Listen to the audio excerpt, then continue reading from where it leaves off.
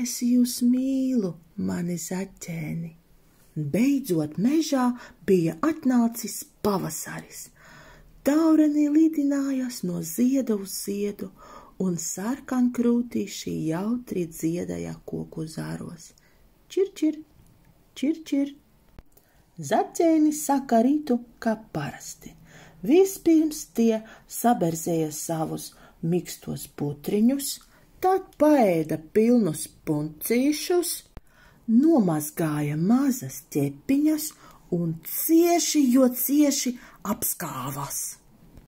Drīz vien zaķēni lieca jautras rotaļās. Māmiņa par mums tik ļoti rūpējas, ieteicas Ripkājis. Sagatavosim viņai dāvanu, groziņu. Ripkāja māsās par to priecājās un uzreiz ķerās pie darbā. Lipiņa un Margrietiņa meklēja zariņus priedē. Peciņa un Pukainīte lukojas pēc zariņiem zālē.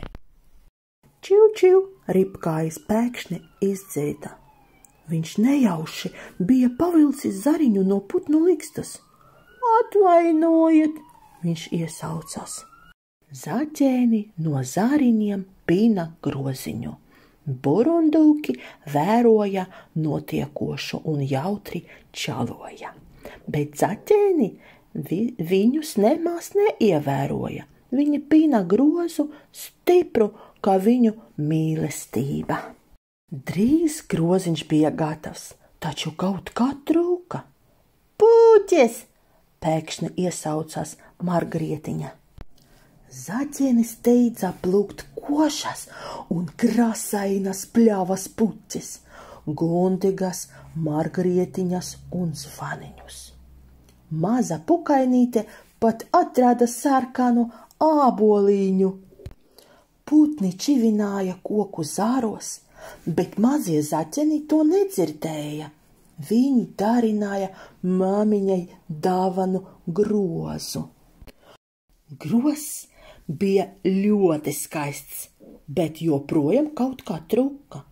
Lipiņā aizlēca prom.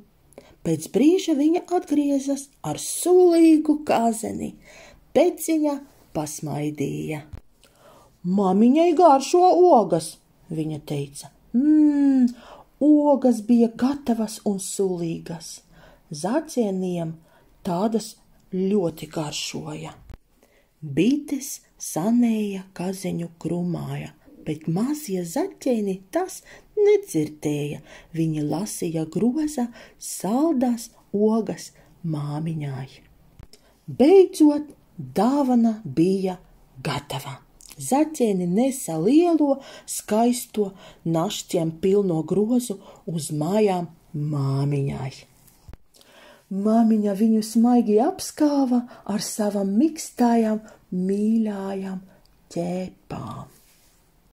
Apkārt skraidīja pelīte un lidinājas tauriņš. Kokos šalcā vējš un putni čivināja skaistās dziesmiņas, bet mazie zaķēni to nemanīja. Mēs tevi ļoti mīlam, zaķēni smaidīdāmi teica māmiņai.